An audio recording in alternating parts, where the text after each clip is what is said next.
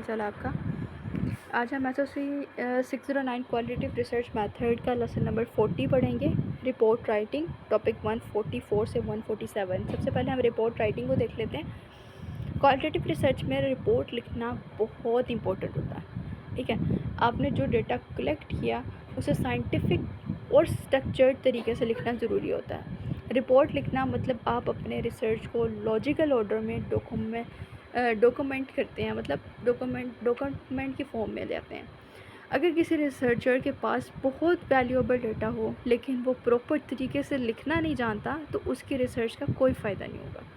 Report लिखना के art सीखने की भी रिसर्चर को ज़रूरत होती है। ठीक है, अगर आप domestic violence in rural Punjab पर रिसर्च कर रहे हो तो रिपोर्ट में आप डेटे का analysis, quotes, observation, culture context सब कुछ प्रॉपर स्ट्रक्चर में लिखेंगे, वरना सिर्फ डेटा इकट्ठा कर लेना काफ़ी नहीं होता। Steps of report writing. Researcher report लिखने के लिए कुछ इम्पोर्टेंट स्टेप्स होते हैं जिनको फॉलो करना बहुत ज़रूरी होता है। इनका सीक्वेंस मेंटेन करना रिपोर्ट को रीडेबल, प्रोफेशनल बनाता है। सबसे पहले आता है इंट्रोडक्शन, स्टडी का तारुफ, मतलब जो रिसर्च किया उसका तारुफ, प्रॉब्लम स्टेटमेंट और ऑब्जेक्टिव बताएं। इसमें इंट्रोडक्शन में लिटरेचर रिव्यू में सबसे पहले की स्टडीज़ का जायज़ा और रिसर्च गैप हाईलाइट करें। ठीक है, और इसमें थ्योरेटिकल फ्रेमवर्क में स्टडी किस थ्योरी पे बेस करती है ये बताएं। फिर कॉन्सेप्चुअल एंड ऑपरेशनलाइजेशन में कॉन्सेप्ट को डिफ़ाइन करना और मेजर करना। सही है। नेक्स्ट हमारे पास आता है मैथडोलॉजी, रिसर्च मैथडोलॉजी। इसमें क्या होता है कि मेथड, टूल और सैम्पलिंग यूज़ होती है। नेक्स्ट हमारे पास आता है फाइंडिंग्स, डेटे का एनालाइज और थीम बताएं। ठीक है, डिस्कशन, कंक्लूजन एंड सजेशन। ठीक है, फाइंडिंग को एक्सप्लेन करना और फ्यूचर सजेशन देना। रेफरेंस सबसे ज़रूरत, एपीवी स्टाइल।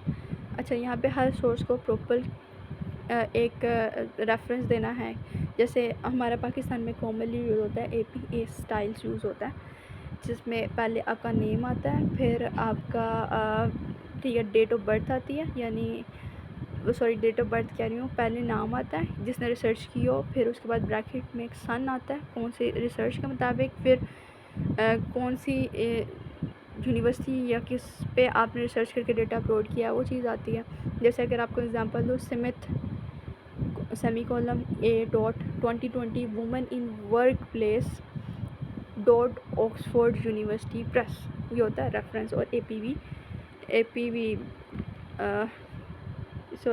नहीं, एपीए स्टाइल। नेक्स्ट हमारे पास स्टेप ऑफ रिपोर्ट राइटिंग आता है। तो इंट्रोडक्शन का पहला सेंटेंस रीडर का अटेंशन खींचता है।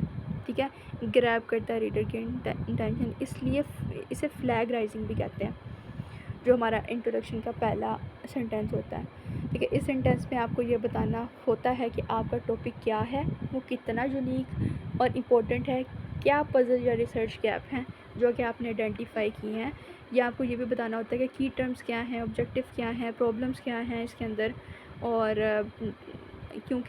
और ये आपने स्टडी क्यों की है। ठीक है, ये सारी चीज़ें आपने बतानी होती हैं।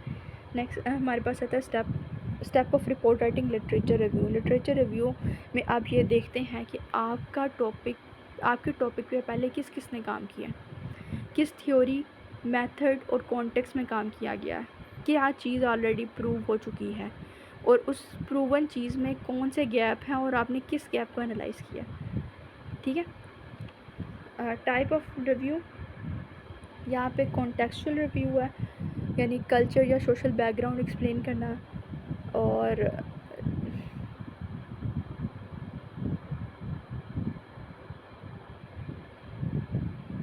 कॉन्टेक्चुअल व्यू होता है, थेमेटिक रिव्यू होता है, मैट्रिक्स रिव्यू होता है, हिस्टोरिकल। इसमें क्या होता है, कल्चर थीम की बेसिस पे लिटरेचर ऑर्गेनाइज करते हैं। ठीक है, कंपैरिजन के को टेबल या ग्रिड फॉर्म में दिखाया जाता है मैट्रिक्स में। ठीक है, हिस्टोरिकल रिव्यू में टाइम बेस्ड एवेल्यूशन दिखाता है। रीजनल रिव्यू में आपके पास होता है कि मुखालफत एरिया का मुकाबला करना, मतलब मुख्तलिफ़ एरियाज़ में मुकाबला करना, रिलीजन्स, इंटीग्रेटेड रिव्यू, सबको लॉजिकल स्ट्रक्चर में मिला कर लिखना। ठीक है,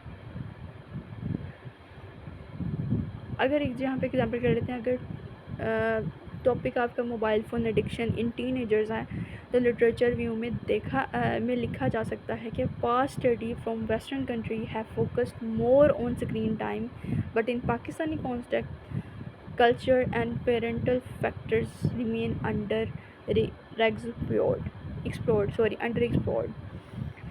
तो इसमें ये बताया जा रहा है कि अगर आपने पहले से ही एक टॉपिक पर रिसर्च कर रहे हो और उसकी पहले वाली वेस्टर्न कंट्रीज़ ने उसके ऊपर फोकस करके उसके ऊपर कोई मतलब लिटरेचर लिखा हुआ है, तो आप उसको इस तरह रेफरेंस में बता सकते हो कि पास्ट स्टडीज़ में वेस्टर्न कंट्री में इस चीज़ के ऊपर फोकस किया हुआ है, स्क्रीन टाइमिंग के ऊपर।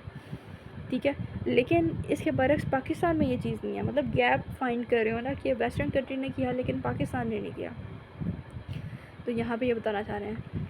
और आज का लेक्चर यहीं तक था, सिर्फ मेरे ख्याल से 2 टॉपिक्स थे। यहाँ पे रिपोर्ट राइटिंग के स्टेप्स ऑफ रिपोर्ट राइटिंग, फिर इंट्रोडक्शन और लिटरेचर रिव्यू हमने पढ़ा, वही स्टेप्स में आता है। मिलते हैं अपने नेक्स्ट लेक्चर में, तब तक के लिए अल्लाह हाफ़िज़।